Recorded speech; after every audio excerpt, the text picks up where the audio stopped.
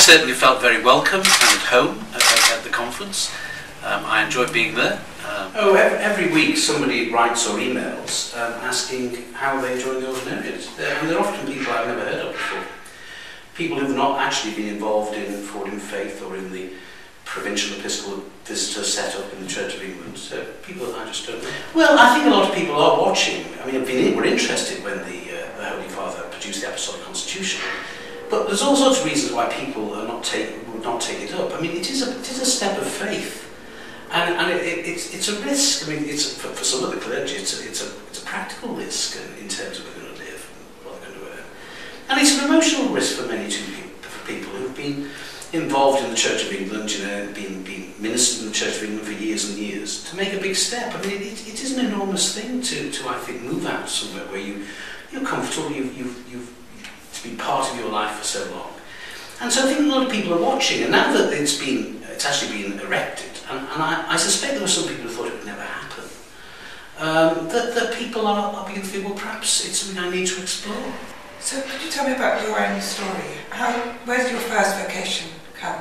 Oh, well, I wanted to be a priest about age 15. My family were not, I mean, they were Christians. They sent me to Sunday school, but my parents didn't go. My father worked on Sundays because he had a fairly lowly paid job, so he just didn't have the time. And only started to go back to church when he became ill and he had to take early retirement. My mother didn't go to church at that time. In fact, she wasn't confirmed, and she sent me to Sunday school, my brother, and I never stopped, really. God called me. I mean, I felt God was calling me, and I responded to that call and went through the process of the Church of England. I mean, that started when I was about 15 years old, I suppose. Well, I never thought, it would never cross my mind to be a Roman Catholic at that time. I've been brought up in the Church of England. That's where I found my vocation. I was from a teenager quite interested in the ecumenical movement, and as it had moved on from the Second Vatican Council. And I think I've said in another interview that my wife and I, she wasn't my wife then, but my wife and I went to a service in Liverpool Cathedral when we must have been, I suppose, 16, when the first Cardinal preached in an Anglican cathedral in Liverpool, and Mr. Paisley was not very happy. So we were interested in it for those days, and I remember my first trip to Rome. I was bowled over by that, and that led me to pray and hope for reconciliation between the Church of England and the Catholic Church. But at that time, I had no thought about being a Catholic. Well, the church I went to was fairly moderate, really. It's what you would have called, I suppose, prayer book Catholic type church. But the curates, and at one point there were 4 curates and the incumbent, so they all lived together in a clergy house. The curates were much more sort of advanced Anglo-Catholics than the vicar was, and they used to push him in that direction. They never pushed him very far, but they were pushing him, and they had quite an influence in my life. And so when I went to King's, I sort of gravitated towards more Anglo-Catholic churches, because on Sundays there was no, well, I don't think there was much going on in the college. You could go to the college chapel, you talked about an opportunity to go out into London, so I gravitated towards Anglo-Catholic churches. Went to St Stephen's Gospel Road, and St Mary Magdalene's Monster Square, and occasionally St Albans Holborn, occasionally St Osborne Street. Margaret Street? Yeah, occasionally there too. I mostly went to St Mary Magdalene's Monster Square. And who was the most influential professor at King's or clergyman for you? Dr. Maskell, or Professor Maskell, was very influential. In one sense, he was the professor of historical theology, and there was the sub-warden of Vincent Square who taught in the doctrine department, who was a man called Dr. Brian Hall, who was also a Catholic himself now. I was never on synod, never. And I don't really like ecclesiastical politics. It's not where I feel very comfortable. But I felt strongly about the issue of the ordination of women, mostly from an ecumenical point of view. And I was overseas when a lot of the debate was going on. I was a missionary in Africa, and I came back in 1991 just before the vote, really. I mean, there'd been a vote in 1970 when I was at college, but that had failed. And so I was settled in a parish in Bristol when the Church of England made the decision that it would ordain women, and I was very confused and not sure what to do. Should I become a Catholic? That was quite difficult for a married person. There were some married people who did, but it depended where you lived. So I found the Act of Synod gave me at least a lifeline to hang on in the Church of England. So my parish in Bristol was, I would think, the first parish certainly one of the first, to pass Resolution C and go to the provision of a so-called flying bishop. If the Catholic Church decided to ordain women priests, would you be happy with that? If the Church decided, I wouldn't have any problem. I don't think it will. But if the Church decided its wisdom, then I would follow that. I wouldn't have any problem. It's not about not wanting women to do. I mean, I think it's quite obvious that in the 70s and 80s there was real hope that the Anglican Church and the Catholic Church would reconcile with each other. And once women's ordination came on the scene, that was an obstacle to that. But I think the conversations were still going on, because I'm sure that the Catholic Church regarded the Church of England, particularly within the Anglican family, to be the most important person to have a conversation with. And so when the Church of England was talking about the ordination of women, certainly the Pope and the Archbishop of Canterbury exchanged some correspondence about this, and the Pope was trying to persuade the Church of England not to do it. But it went ahead and did it, and that was an extra obstacle. But conversations did continue, but it was made very clear, once you ordain women bishops, that really is the end game, I think. And so we could see that there was no going back once women bishops. Of course, the Church of England should have ordained women bishops before women priests. I mean, that's the right way to do it. But they did it for pragmatic reasons, because they felt it was a step too far in that way, and it wouldn't have got through. So we went through women deacons, women priests, and eventually the ordination to women to the episcopate. And I was there in the House of Bishops in the Church of England when Cardinal Caspar was very clear: if the Church of England does this, not only will ecumenical relations become cool, I think he said they will become icy.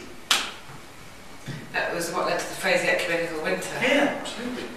And I took what he said seriously, and I think it's true. The ARCIC process, which is beginning again next week, the third phase of it, is a different process from what happened in the first two. I think to say that I got involved in discussions is an exaggeration. What is true is that Bishop Andrew, then Bishop Andrew, Monsignor Burnham, and I went to Rome in 2008. He was going anyway because he doesn't fly, and he'd never been to Rome, and he decided to drive there. And he thought he might take an opportunity to have some conversations, so he asked could he see somebody in the Pontifical Council for Christian Unity, and Cardinal Caspar agreed to see him. And he asked me when I'd like to join him, and I said, well, all right, so I flew out to meet him. And at the same time, he asked for an opportunity to see someone in the Congregation of Doctrine of the Faith, and thought, you might get a third filing clerk or something. And Cardinal Vader invited us to go and meet him. And he had a very, very busy schedule those particular days. He'd only just come back from a meeting with a visit to America with the Pope. He was going off to a meeting in Australia that afternoon, and he gave us an hour. And all we did is talk about the situation in the Church of England as we saw it, and whether there was any possibility for some way that groups of people could enter the Catholic Church together with their priests. And what was clear is that he took what we said very seriously, but there were no discussions. I mean, there was no negotiations about that. But what was clear to us from other conversations around is that something was going on. Not between me and not between other members of the Anglican Communion and the Congregation of Doctrine of the Faith. So we were just advised to be patient, and that's what we did. So I wasn't involved in any negotiations about the Apostolic Constitution at all. But it's clear from what Cardinal Vader says that there was a commission which discussed this, which went over a number of years. And did you tell the Archbishop of Canterbury that you were going to Rome for this meeting? Absolutely, yeah. No meeting I have had in Rome while I was an Anglican bishop has been unknown to the Archbishop of Canterbury. And so I got quite upset because we went in 2008 to see the Congregation of the Doctrine of the Faith, and the one Sunday periodical, not the Sunday Times, had a front page spread saying that we'd gone to Rome behind the back of the Archbishop of Canterbury and the Archbishop of Westminster, neither of which were true. Both of them knew. So how many meetings did you have in Rome? No, not many. I mean, because it was I only went to Rome after the Apostolic Constitution was promulged. One to say that we were interested in it, but we wanted to know more about it.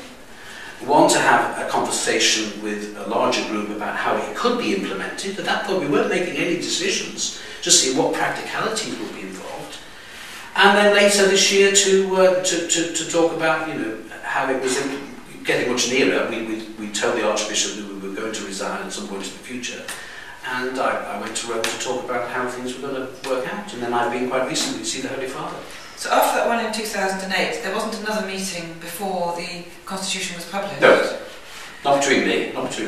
Were you surprised by the publication of the Apostolic Constitution? I wasn't surprised that something was coming out. I was surprised by its content. I mean, I thought something. I mean, I'd assumed that the Catholic Church would respond to the requests of Anglicans like me by setting up the pastoral provision, which operates in the United States of America. So as well as individual married priests particularly, which is what the pastoral provision is about, being able to be received in the Catholic Church and be formed in the priesthood and be ordained, groups of Anglicans became Catholics in the United States, only about 6 or 7. And they retained some sort of Anglican patrimony, particularly liturgical patrimony, but they were part of the diocese in which they geographically lived. Now they're still around. There's one in Texas, there's several in Texas, one in Fort Worth. And I suspected that would be what happened. So a group, say an Anglican group with their priest, would worship in a particular way, would be Catholic priests, would be Catholics, but they would be in the Diocese of Southwark or the Diocese of Archdiocese of Westminster or whatever. But the idea of an actual a juridical structure which operates like a diocese with an ordinary was something that I hadn't even considered. Really. So what did you think when this... I was amazed, absolutely amazed. I was just taken back by it. I thought it was incredibly generous. And I know people will say there's an awful lot of other things in it that could have been put in. Married bishops. I understand why the Catholic Church will not go down there. And there may be other things, but I think within the history of the Church and what's been asked for, I thought it was amazingly generous. Well, we showed him we gave him a photo album of the ordination of the 3 former Anglican bishops, and we gave him a statue of Our Lady of Waltzing, and he was very interested in the photographs. In fact, they had to be taken off him because he was spending too much time looking at them. And then we sat down and we just had a conversation about how the thing's been implemented. He was extremely interested. It was just 4 of us sitting around a table, and he asked questions, he made comments. He was particularly interested in the number of clergy. And I particularly told him the welcome that we've received from Catholic faithful and from most Catholic clergy, which has been overwhelming. Just the audience was simply me, Bishop Alan Hopes, who was the Episcopal delegate, the auxiliary Catholic Bishop of Westminster, and Cardinal William Leveda, who is the prefect of the College. He's the person I relate to. You see, the Ordinariate is under his authority, I suppose. It shows the strength of it, how many clergy are responding to this. I mean, if the clergy don't respond, the laity are not going to respond. I suppose it's just good news to have more priests. Well, I mean, I feel that there's been a generosity because the pattern in the Catholic Church in the West is to have single celibate clergy. But it's not the pattern for the whole Catholic Church. I think people forget that there are many, many married Catholic priests. Not only former Anglicans who came over in 1993, but those who belong to the Eastern Catholic Church, the Marianites and the Melkites and the Greek Catholics and the Greek Copts, so forth, have married clergy. So it's not an unusual thing in the Catholic Church. So I'm glad that we're able to do this, but it's not unusual. I could have become a Catholic priest by the normal route, as it were, if I'd have just said I want to become a Catholic and I want to ask for ordination. That wouldn't have been impossible. So there's nothing new in this. I think the question behind your question might be, what do they think about me? What do the other clergy think? Well, I mean, maybe there are some priests around who feel upset about it, but I've not met them. All I've found is a great welcome and an encouragement and an excitement from people.